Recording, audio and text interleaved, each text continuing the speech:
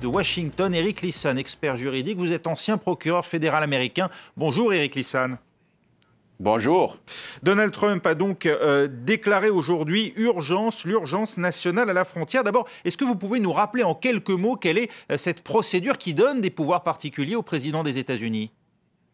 C'est une procédure assez particulière et c'était jamais utilisé dans cette façon-là. D'abord, il y a une majorité de la population et en évidence une majorité du Congrès national dans les deux chambres qui dit qu'il n'y a pas d'urgence. Donc c'est seulement le président qui lui dit. Il y a des pouvoirs qui existent depuis 1976 de déclarer une urgence nationale quand le président n'a pas le temps de consulter avec les législatures et de prendre certaines mesures en main pour agir dans une façon plus rapide. Oui. Mais jamais c'était utilisé dans des circonstances comme ça, quand le président indique qu'il y a une crise à la frontière entre le Mexique et les États-Unis qui n'est pas du tout en évidence. Concrètement, ce qu'entend faire Donald Trump avec cette urgence nationale, c'est de contourner le Congrès pour débloquer des fonds fédéraux nécessaires à la construction de ce mur. Ça, c'est clair. Dans les deux côtés, le président lui-même dit qu'il faut faire ça, qu'il y a une urgence. Le Congrès ne veut pas agir.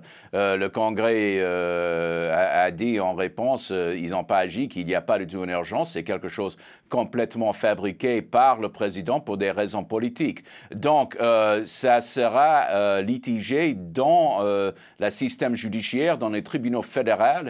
Et finalement, ça sera le Cour suprême des États-Unis qui va décider. Et car on n'a jamais eu un cas exactement comme ça, c'est difficile de dire la résolution. Mais je crois que finalement, n'importe quel tribunal va dire que c'est une usurpation des pouvoirs du président. C'est une contravention de la Constitution d'agir comme ça et que ça ne peut pas rester comme ça. Mais oui, entre ici et là, il y aura beaucoup de virages. Donald Trump dit qu'il y a urgence à la frontière avec le Mexique car les États-Unis font face à une recrudescence du trafic de drogue et du trafic d'êtres humains. Une situation humanitaire, dit-il, qui met le pays en péril et qu'il faut résoudre d'urgence.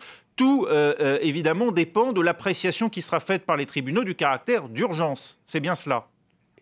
Oui, c'est exactement le cas, mais il n'y a rien qui indique que ce que le président a déclaré là-dessus est vrai.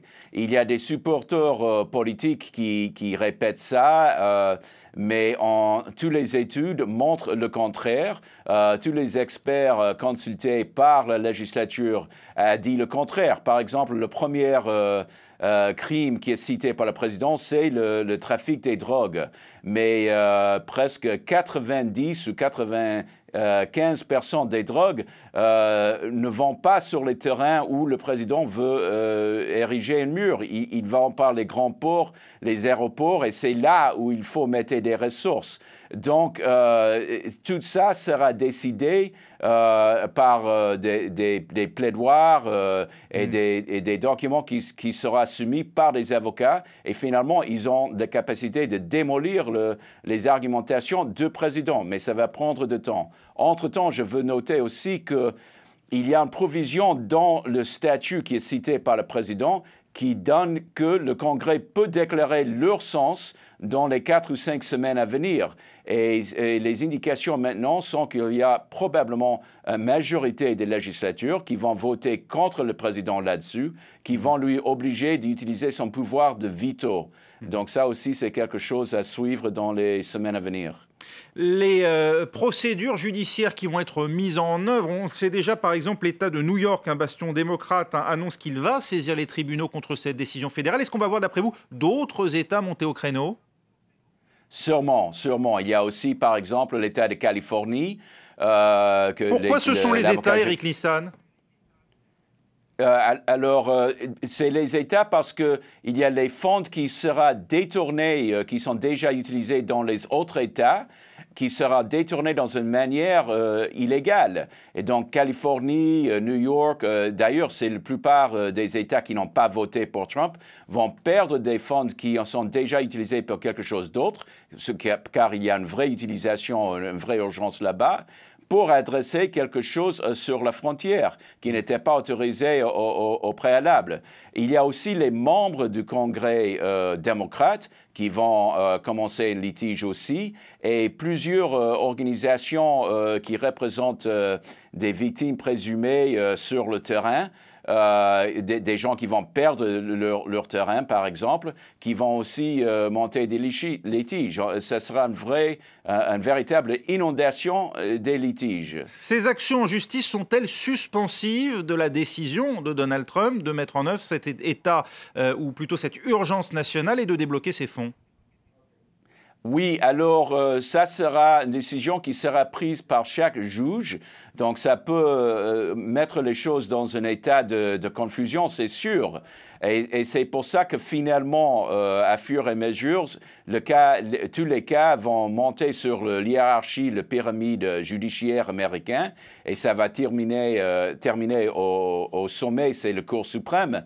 Et c'est eux qui ont le besoin, le devoir de sortir tout ça et mettre tout ça en ordre. Ça peut prendre 1, 2, 3 années, même si c'est dans un chemin expédié. Donc, c'est quelque chose qui peut mettre tout dans un état mélangé. Et le véritable résultat, c'est qu'il n'y aura pas un mur construit pendant la présidence de Donald Trump. Ça ne va pas arriver. Tout ça, c'est du show. C'est rien d'autre. Et aussi, on l'imagine, un argument de campagne, parce qu'on le sait d'ores et déjà, Donald Trump sera vraisemblablement candidat à sa réélection, du moins à la prochaine primaire républicaine.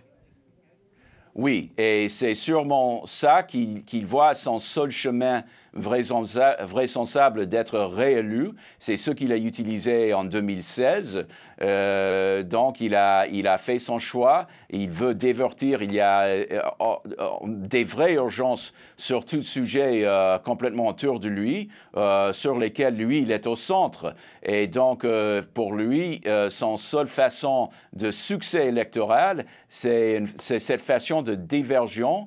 Et c'est vrai que ça marche pour des gens sur l'extrême droit, on peut dire. Il y a 30% environ de population qui semblent être susceptibles à ce sorte de communication. Qu'en pense l'ensemble du camp républicain, justement? Est-ce que le parti est uni derrière son chef sur cette question? Ils ne sont pas du tout unis parce que c'est clair, l'hypocrisie et le danger de tout ça est très, très clair. Et les républicains et Trump lui-même, d'ailleurs, avant qu'il était président, ont beaucoup critiqué le président Obama pour des choses beaucoup moins flagrantes que ça. Donc ça, tout le monde est conscient. Donc ils n'ont que deux choix. Soit ils prennent la décision que leur pouvoir électoral est complètement lié avec le sien, donc ils doivent lui suivre. Il y a certainement quelques-uns qui ont pris ce chemin-là, et d'ailleurs Mitch McConnell, le dirigeant des Républicains au Sénat, a annoncé hier qu'il prononce ce chemin-là, mais il y a des autres qui sont beaucoup mal à l'aise et qui ont déjà annoncé qu'ils ne vont pas suivre le président dans ce chemin. Et c'est pour cette raison, dans le premier cas, qu'il va perdre dans le Sénat, parce que le dirigeant McConnell a l'obligation de mettre cette question sur un vote. Pour beaucoup des autres questions, il n'a pas l'obligation, donc il a complètement bloqué les choses pour protéger le président. Là, il ne peut pas faire ça parce que c'est une loi très particulière, et il y a au moins 4 républicains qui vont voter avec les démocrates. Donc, le président va perdre au premier tour. Donc, on va voir quelle pression ça met sur les autres républicains. Les leaders démocrates de la Chambre et du Sénat, Nancy Pelosi et Chuck Schumer, accusent Donald Trump, je cite, de voler des financements de la défense. Est-ce que Donald Trump pourrait par la suite être inquiété devant la justice de sa décision de déclarer l'urgence nationale à des fins électorales, ou est-ce qu'il est totalement immunisé par le fait que c'est une décision prise dans le cadre de son mandat? C'est une très bonne question. Il y a déjà beaucoup des personnes, des avocats, des professeurs, des législatures qui ont posé cette question même en novembre, car vous peut-être souvenez qu'il a utilisé l'armée pour aller à la frontière qui était déjà très douteuse comme sur la question de l'égalité et c'était aussi une fausse urgence selon tous les témoignages. Donc, est-ce qu'il peut être destitué pour quelque chose comme ça? Si c'était seulement ça, on dirait peut-être c'était pas du tout probable. Mais dans ce contexte où lui-même se trouve, il y a énormément des incendies juridiques autour de lui, sur lesquels on ajoute ça sur le feu, et c'est très possible que ça peut aussi aider à cette tendance de lui destituer. Mais la sortie n'est pas du tout claire à ce moment-là. Et si Donald Trump, sachant que cette mesure à terme ne passerait pas devant la Cour suprême, l'avait simplement décidé pour satisfaire son électorat et donc uniquement à des fins électorales, sans même l'intention finalement de bâtir son mur, qu'en pensez-vous?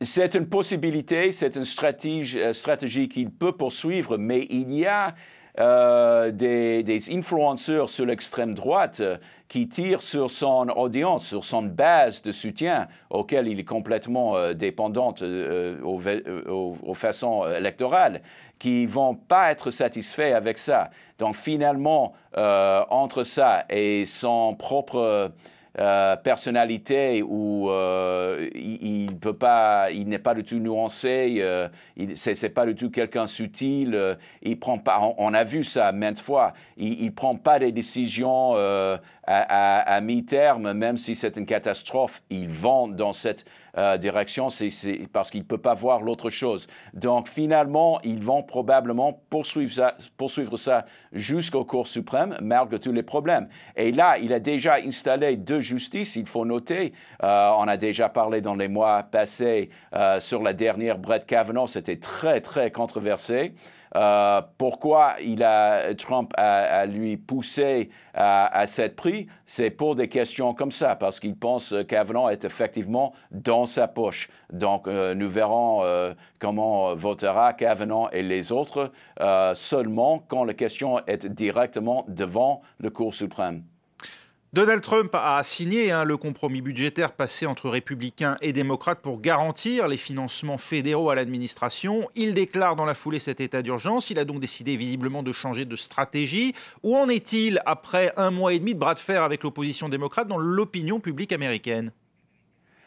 Il a subi des dégâts importants, c'est incontestable. Et même pour son ego, sur son fierté personnelle dont on a fait référence là il y a une minute, il était bien battu. Et ça, c'est une question psychologique aussi qui est très importante. C'est important politique et psychologiquement pour comprendre pourquoi le président agit dans cette façon.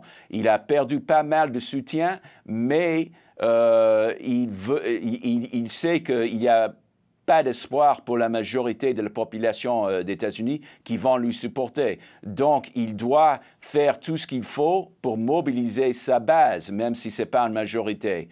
Et donc, s'il y a 35-40 personnes qui vont lui soutenir par ses actions très extrêmes, ils vont poursuivre ça pour au moins garder leur soutien parce qu'il peut utiliser ça comme une plateforme dans 2 ans. C'est ça finalement la seule chose qui lui reste. Et cette urgence nationale, c'est une bonne ou une mauvaise nouvelle finalement pour les démocrates?